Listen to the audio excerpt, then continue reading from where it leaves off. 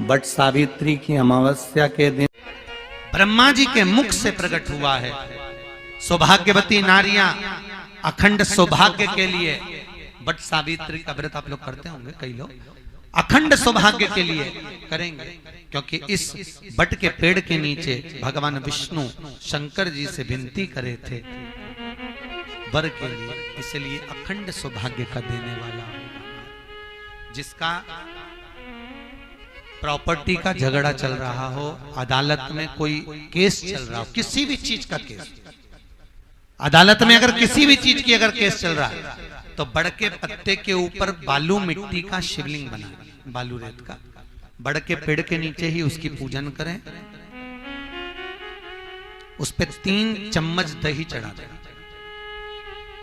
अपनी मनोकामना कर कर दही चढ़ाकर उस दही को चम्मच में वापस लेकर जाए, शंकर जी की पूजन कर कर उसको विसर्जन करें। वो दही जो लेकर आए, जब अदालत कार्रवाई हो और आप केस के लिए अदालत में जाएं, उसको चंदन में मिलाकर तिलक कर कर जाइए, आपका काम विजय प्राप्त होगी, काम फतेह हो जाएगा। बटकेश्वर महादेव का स्मरण करने से कार्य की सिद्धि होती है। जिस बच्चे का एग्जाम में पास नहीं हो रहा हो, अच्छे नंबर नहीं आ रहे हो, वो भी इस दही का तिलक लगाकर जा सकता। बटकेश्वर ऐसे भगवान शिव विराजमान हैं।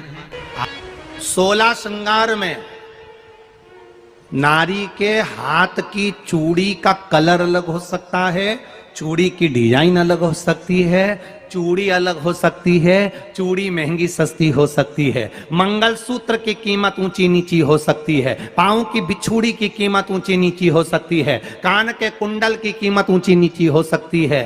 तुम्हारे शरीर पर जितने जितने 16 श्रृंगार हैं उसकी कीमत ऊंची नीची हो सकती है। केवल मंगलसूत्र की डिजाइन बदल सकती है, नाक की लौंग की डिजाइन बदल सकती है, कान के बुंदे की डिजाइन बदल सकती है, हाथ की चूड़ी की डिजाइन बदल सकती है, पांव की पायल की डिजाइन बदल सकती है। केवल नारी के 16 श्रृंगार में एक श्रृंगार ऐसा है जिसकी कीमत जो पहले थी वही कीमत आज तक है और उसकी डिजाइन आज तक नहीं बदली। वो मांग का सिंदूर है, एक जैसी डिजाइन है और एक जैसी कीमत है। सारे श्रृंगार की कीमत अलग, पर मांग में जो सिंदूर डाला जाता है वो एक कीमत का होता है, एक डिजाइन का होता है और एक जैसा होता है, और वो सबसे भारी होता है। सावित्री यमराज से कह रही है मेरे पति को छोड़ दो। यमराज कह रहा है सावित्री तेरा पति मर चुका है, मांग के सिंदूर को पोंछ दे। सावित्री कहती है पूरा श्रृंगार उतार दूंगी पर मांग का सिंदूर नहीं पूछने दूंगी। तब यमराज ने कहा जब तक तू मेरे मांग का अपनी मांग का सिंदूर नहीं उतारती तब तक तू मेरे पास नहीं आ सकती।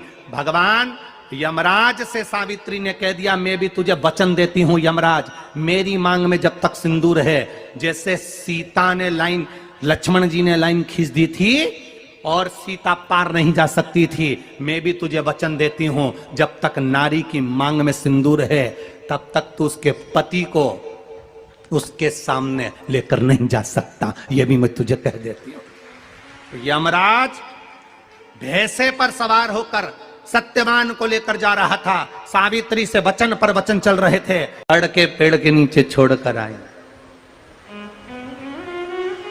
क्या चाहिए तुझको, क्या चाहिए तुझको, क्या दूं मैं तुझको, कुछ मांग ले मुझसे।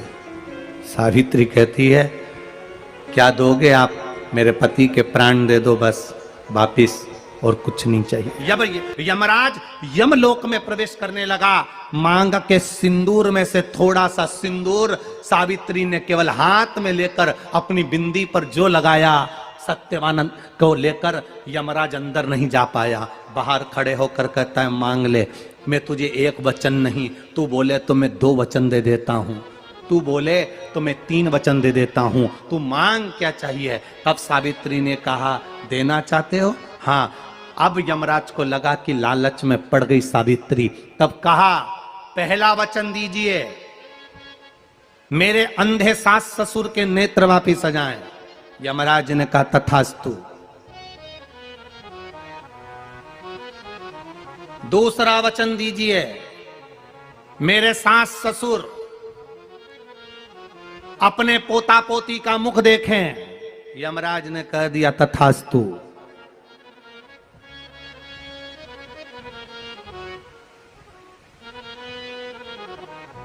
जाओ। यमराज जाने लगे, फिर आग जलने लगी। कहने लगे अब मैं अंदर क्यों नहीं जा पा रहा हूं? सावित्री कहती है तुमने वर दिया है, मेरे सास ससुर पोता पोती का मुख देखें, उनके बेटे को तुम ले जाओगे तो पोता पोती कहां से होगा? छोड़कर जाओ। सावित्री है, पति को वापिस लेकर आ गए। कर्जा मुक्ति के लिए सारे वृक्षों में अगर कोई श्रेष्ठ वृक्ष माना गया है तो वो बट का वृक्ष माना गया महाराज। इसलिए प्रशासनिक कार्य के लिए, मानसिक टेंशन में, परेशानियों में बटकेश्वर महादेव का स्मरण किया जाता है।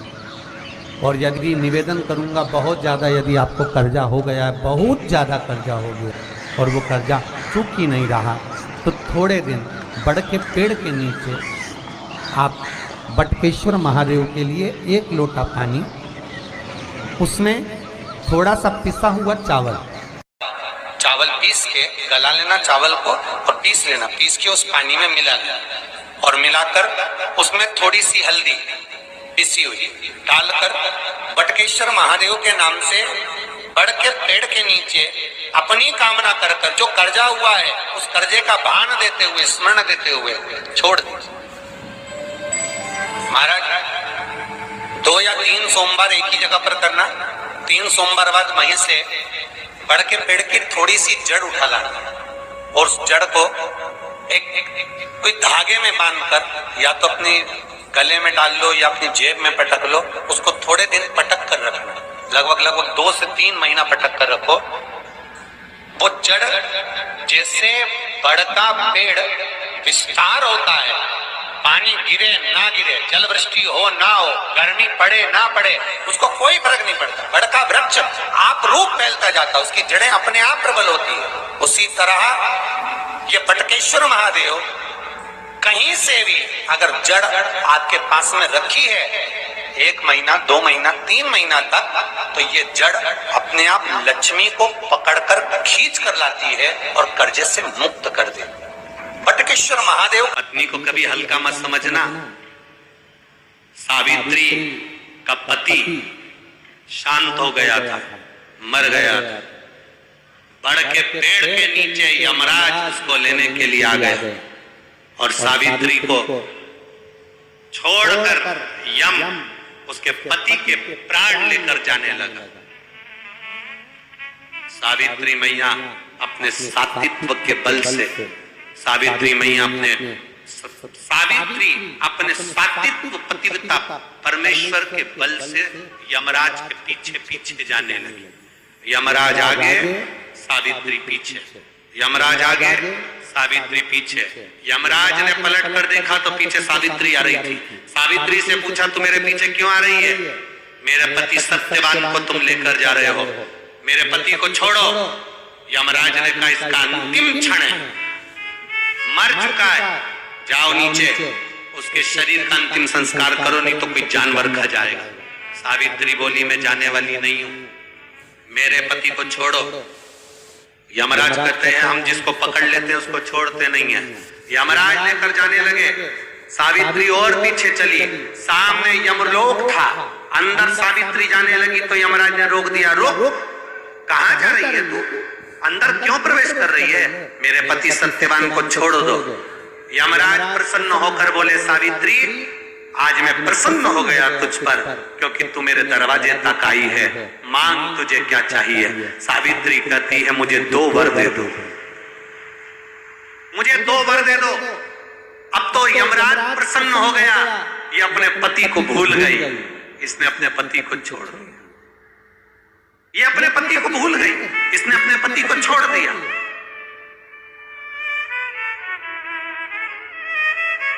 और इसने अपने पति को छोड़ दिया, अब ये कुछ मांगेगी, 2 वर मांगेगी तो मैं इसको 2 वर दे दूंगा। यमराज प्रसन्न हो गए, अपनी पति को छोड़ा इसने। यमराज ने कहा अपने पति को छोड़कर जो तू 2 मांगेगी मैं दे दूंगा, बस पति मत मांग। तो सावित्री ने कह दिया नहीं मांगूंगी पति। ठीक है, मांगो। सावित्री ने कहा पहला वर दीजिए। मेरे सास ससुर की आंख में रोशनी नहीं है, उनकी आंखों से दिखता नहीं है, बस इतना सा वर दे दो, उनकी आंख की रोशनी आ जाए और वो अपनी गोद में अपने पोते को खिलाएं, बस ऐसा वर दे दीजिए। यमराज प्रसन्न हो गए, इसने पति नहीं मांगा, तथास्तु। अब यमराज ने कहा दूसरा वर मांगो। सावित्री बोली दूसरा वर दे दीजिए। मेरे सास ससुर आज तक कोई तीर्थ करने नहीं गए, मेरे सास ससुर का जो बेटा है वो उनको तीर्थ कराए, बस ये व्रत दे दो। यमराज ने कहा इसने अपने पति को नहीं मांगा, तथास्तु। अब यमराज ने कहा जा सावित्री के कहां जाऊं? आपने कहा था मेरे सास ससुर जब आंखों से रोशनी पाए अपने पोते को खिलाएं, पति तुम ले जाओगे तो पोता आएगा कहां से? पति तुम ले जाओगे, पोता कहां से आएगा?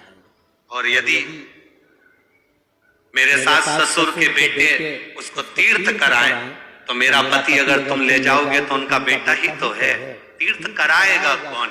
यमराज प्रसन्न हो गया, उसने उस सत्यवान को वापिस लौटा दिया। वो सत्यवान सावित्री।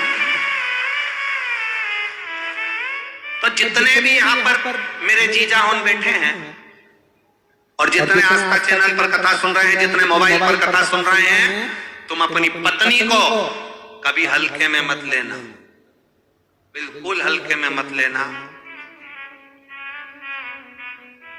तुमसे ज्यादा बल व्रत का, उपास का, भजन का ज्यादा बल, तुमसे ज्यादा बल इनके पास रहता है। तुम सोचो कि बोल रहे हो कि मैं मंदिर में हूं, उसको बिना घंटी के घंटी बजती है दिमाग, वो तुरंत पहचान जाता, तुरंत।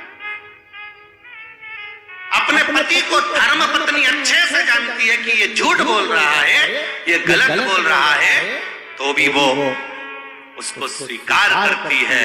उसी तरह परमात्मा को मालूम है कि ये झूठ बोल रहा है, उसके बाद भी वो स्वीकार कर यहाँ तक बुला रहा है, ये उसको मालूम है।